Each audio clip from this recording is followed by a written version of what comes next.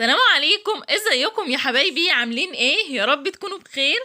النهارده هنعمل مع بعض كحك الاساور الفلسطينيه والقراقيش والمنين بالعجوه بطريقه سهله وبسيطه جدا جدا. وطبعا زي ما انتم شايفين شكلهم يشهي جدا ويفتح النفس. من كميه مقادير بسيطه جدا هنعمل اللهم بارك كميه كبيره حوالي 2 كيلو واكتر من الكحك والقراقيش والمنين بالعجوه باشكال مختلفه، وهقول لكم على تريكات مهمه جدا جدا هتفرق معاكم في التسويه، وكمان هتخلي الكحك والقراقيش بتاعتكم تقعد معاكم لاطول فتره ممكنه. يلا بينا على طول نسمي الله ونبدأ في الوصفة بتاعتنا.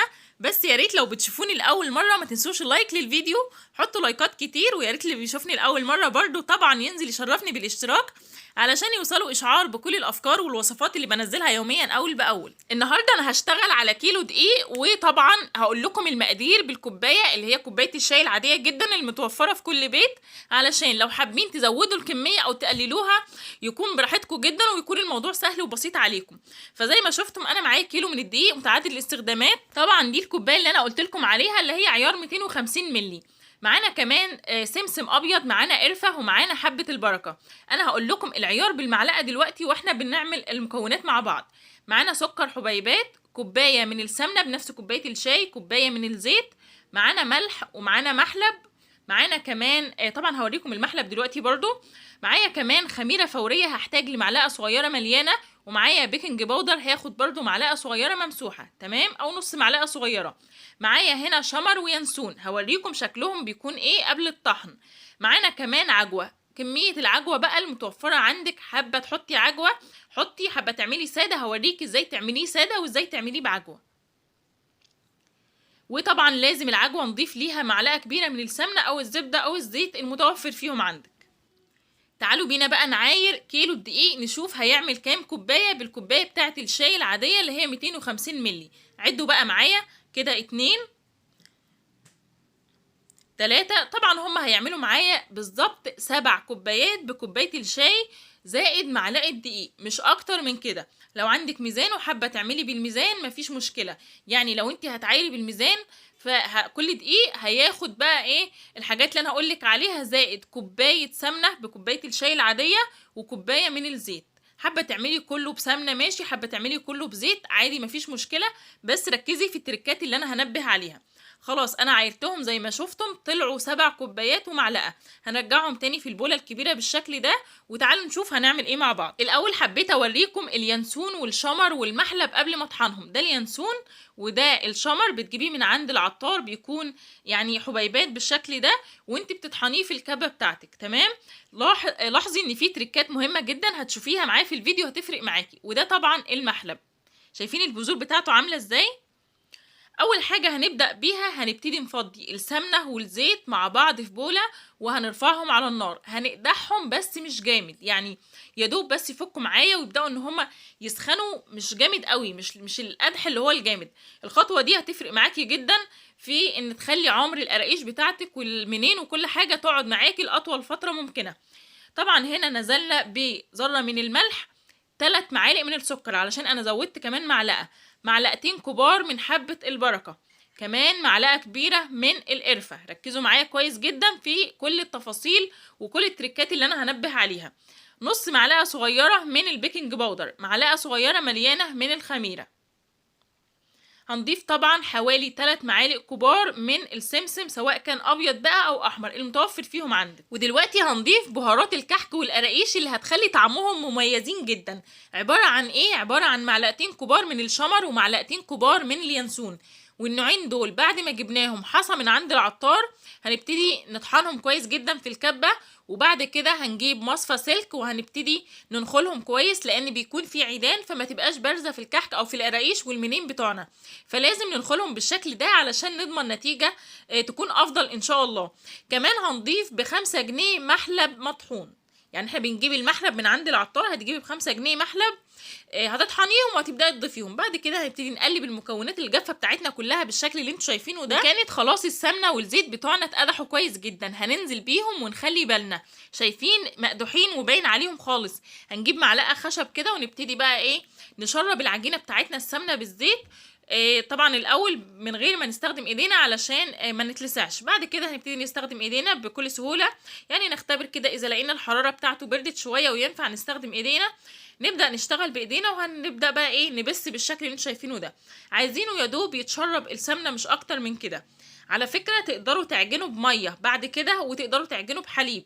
الميه طبعا لو انت عامله كميه كبيره وعايزه تسيبيه يقعد عندك لفتره طويله، فهنا اعجني بميه هيكون افضل، ميه تكون فتره. طيب لو انت مثلا عامله كميه صغيره وخلاص عارفه ان انت اخرها معاكي اسبوع، فممكن تعجني بلبن، تمام، لبن حليب. بس هنا انا علشان حابه يطول معايا فهعجن بميه، تمام، الميه بتاعتنا تكون فتره. طيب كيلو دقيق هياخد قد ايه ميه فتره؟ هياخد كوبايه ونص بكوبايه الشاي العاديه اللي احنا اتفقنا عليها. يبقى احنا كل عيارنا كان بكوبايه الشاي ال 250 مللي. اخدنا لو احنا مثلا هنعاير بالكوبايه بعيدا عن الكيلوهات، فاحنا معانا 7 كوبايات ومعلقه من الدقيق، عليهم كوبايتين، واحده سمنه وواحده زيت، وكوبايه ونص من الميه الفتره. هنعجن بالشكل ده، مش عايزين نعجن كتير علشان يعني العجينه بتاعتنا ما يبقاش فيها عرق، لا احنا يا دوب هنشربها الميه بس كده ونلمها وتشوفوا هنعمل ايه فيها مع بعض. خلاص دي العجينه بتاعتنا بعد ما لمت زي ما قلت لكم، مش بتتعجن كتير، يا دوب تشربيها كده السوائل. هنجيب كيس مطبخ وهنبتدي نغطيها ونغطي بفوطه ونسيبها في مكان دافي لمده ساعه لحد لما حجمها يتضاعف، وبعد ساعه هنرجع ونشوف هنعمل فيها ايه مع بعض. هنبتدي بقى نستغل الوقت ده في ان احنا ايه نظبط العجوه بتاعتنا كده. لو هي مثلا ناشفه معاكي تقدري تدخليها الميكروويف او تسيحيها بمعلقه سمنه على النار، بعد كده تديلها معلقه كبيره من القرفه، ممكن كمان شويه ينسون وشويه شمر لو انت حابه. انا هنا ضفت قرفه بس، تمام. بعد ما عجنا العجوه بتاعتنا وبقت طريه معانا خالص، هنجيب كيس او مثلا ورقتين زبده ونحط العجوه ما بينهم ونبتدي بقى ايه نفردها بالشكل اللي انتوا شايفينه ده. انا العجوه اللي عندي ما كانتش كتير، يعني انا اصلا الكميه كلها بتاعت المخبوزات بتاعتي هعمل نصها محشي ونصها ساده، تمام. فهنا اخدت حته من العجوه هفردها كده بالشكل ده، ودي اللي هنعمل بيها المنين. وفي حته تانية بعد ما فردتها طبعا رقيق جدا، وهوريكم دلوقتي السمك بتاعها قد ايه. بس انا كده خلاص جهزتها، هركنها على جنب، وهنجيب الجزء التاني من العجوه وهنبتدي نبرمه كده، اللي هو هنعمل بقى ايه اصابع علشان نعمل بيها اساور الكحك، او ممكن نعمل بيها ايه الكحك زي ما بنقول بالمصري، تمام.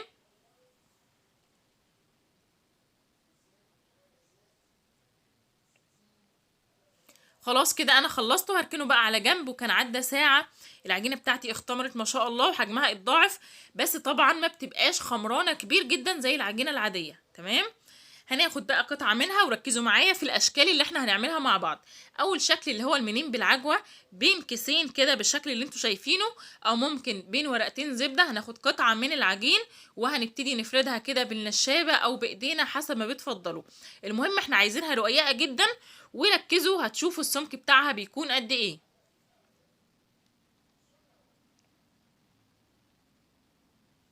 خلاص كده فردتها كويس جدا، لازم تكون شايفين لازم تكون بالسمك ده، تمام. هنبتدي بقى دلوقتي نشيل الكيس اللي فوق بس، وهنجيب العجوه ونحطها ونبتدي نساوي زي ما هتشوفوا معايا بالظبط، ونشوف ازاي هنعمل ازاي المنين بالعجوه. طبعا قبل كده عملت لكم المنين بالعجوه بطريقه تحفه جدا، وما شاء الله الفيديو جايب من اعلى المشاهدات عندي على القناه. هسيب لكم اللينك بتاعه في صندوق الوصف برضو لو حابين تشوفوه. اما المنين بالعجوه بتاعنا النهارده فهو على الطريقه الفلسطينيه. بعد ما بنحط العجوه بالشكل ده بنجيب النشابه وبنبتدي نضغط علشان نضمن ان العجوه والعجينه تداخلوا في بعض كويس جدا. هنبتدي بقى ايه نتني تانية بالشكل ده. انا هتني تانيتين بس وهقص، تقدروا تتنوا اكتر من كده، تمام. يعني ممكن 3 تنيات، انا هنا تنيت تنيتين بس بالشكل ده، وهجيب السكينة وهقطع الجزء ده، وبقية العجينة هعمله نفس شكل الرول اللي انا قطعته ده، تمام. انتوا فاهمين قصدي؟ بعد ما بنقطعه بنبتدي بقى نقفل كده علشان العجوة ما تكونش طالعة بره كده، تمام. هنعمل بقى الجزء التاني من العجينة بنفس الطريقة، وبعد كده بنبتدي بقى نقطع المنين بالعجوة بالشكل اللي انتوا شايفينه ده بالسكينة. السكينة تكون حامية ورايح جاي، ما تحطيش السكينة وتروحي نازلة مرة واحدة، هتبوظي الشكل بتاع المنين بالعجوة، تمام. يبقى انتي بسكينة حامية وتروحي وتيجي كده لحد لما تتقطع معاكي، وبنرصهم في صينية او في صاج حسب المتوفر عندنا، مش مدهون اي مادة دهنية، تمام. انا هعمل كل الحاجات اللي هتكون بعجوه في صواني لوحدها، والحاجات الساده في صينيه تانية. تمام. دلوقتي احنا طبعا الاجزاء اللي احنا قطعناها من العجينه بتاعه المنين بالعجوه هنستخدمها في عمل الكحك. جبت كده قطعه من العجوه اللي هي كانت طويله، حطيتها في جزء من العجينه، وهبتدي بقى ايه اعمل الكحك بالشكل ده. طبعا الكحك بتاعهم بيكون صغنطوط كده وجميل وخفيف، وطعمه طبعا بيكون جميل جدا ومميز. حابين يكون تخين عن كده، يكون اكبر من كده، براحتكم مفيش مشكلة. بس انا عن نفسي حبيت الشكل ده جدا، والنتيجة بتاعته كانت هايلة يعني بجد فوق الوصف. هتشوفوها معايا في اخر كده. انتوا شفتوا معايا طريقة عمل الاساور اللي هي اساور الكحك، وكمان شفتوا طريقة المنين. متبقي معانا تقريبا 3 اشكال. اول حاجة شكل القراقيش، بناخد قطعة من العجين كده نفردها على الرخامة او على ورقة زبدة، مش هتفرق. وهنبتدي بقى ايه نجيب قطاعة كده، مثلا القطاعة بتاعت المخلل، او لو عندك قطاعة بتاعت القراقيش والحاجات دي تقدري تستعمليها. وبعد كده هنسوي العجينة ونبتدي نقطع اصابع بالطول بالشكل ده. ما تخليش السمك بتاعها عالي، يعني اقل من نص سنتي بكتير، علشان لسه العجينة فيها خميرة وفيها بيكنج باودر، فلسه هتخمر معاكي. وما تخافيش هترتفع ويبقى شكلها جميل جدا. شايفين؟ انتي ممكن تكوني شايفاها رقيقة، بس لا، هي لسه هترتفع اكتر.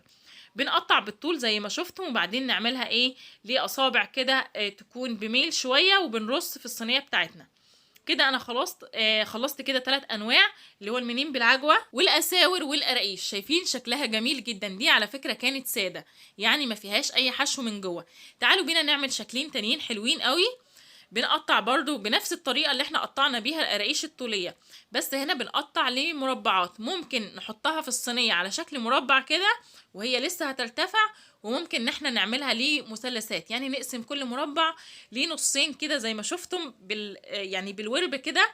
هتطلع معاكي جميله قوي. لو انت طبعا لسه مكمله معايا لحد الجزء ده من الفيديو، فياريت تحطي لايك، مش هتخسري حاجه، بس اللايك بتاعك هيفرق معايا جدا جدا. هيخلي الفيديو بتاعي يظهر اكتر في مؤشرات البحث، وكل الناس تقدر تستفاد من الوصفه الجميله دي. طبعا بعد ما بنخلص تشكيل كل الكميه اللي معانا بنسيبهم ربع ساعه بالظبط يرتاحوا، وبعد كده بنبتدي ندخل الفرن. اول صاج احنا شكلناه نبتدي بيه ندخله الفرن. بيدخل على درجه حراره 200 في الرف الوسطاني. الفرن متشغل من تحت بس. بياخد تقريبا من ربع ساعة لتلت ساعة. أول ما تلاقي أخد لون من تحت أحمر وخفيف كده، تبدأي تشغلي الشواية على نار متوسطة، وتخلي الصاج بتاعك ياخد لون من فوق. وتخلي بالك كل شوية تلف الصاج كده علشان ياخدوا لون موحد من فوق ويطلعوا بالجمال اللي انتوا شايفينه. ايه رأيكم بقى في الجمال ده؟ بجد الوصفة ناجحة جدا جدا بكل المكونات اللي فيها وبكل الأشكال اللي عملناها، طعما وشكلا، والريحه بقى ما اقولكمش كانت قلب الدنيا. انصحكم بجد تجربوا الوصفه دي، جربوها في اي كميه، اقل من كده اكتر من كده جربوها، وعلى ضمانتي هتكون احلى وانضف واوفر من الجاهزه 100 مره، وهتفرحي اولادك بحاجه بسيطه. اتمنى بقى يكون الفيديو عجبكم واكون افدتكم بكل حاجه فيه. حطوا لايك للفيديو، ما تستخسروش فيه اللايك، حطوا لايكات كتير علشان يترفع وكل الناس تقدر تشوف الوصفه المميزه دي. ويا ريت اللي بيشوفني لاول مره ينزل حالا يشرفني بالاشتراك علشان يوصلوا اشعار بكل الافكار والوصفات اللي بنزلها يوميا اول باول. شيروا الفيديو لو حابين، ولو في اي سؤال اكتبوه في الكومنتات، باذن الله هرد عليكم. وطبعا ما تنسوش تكتبوا كومنت جميل زيكم. ان شاء الله اشوفكم في فيديو جديد ووصفه جديده. مع السلامه.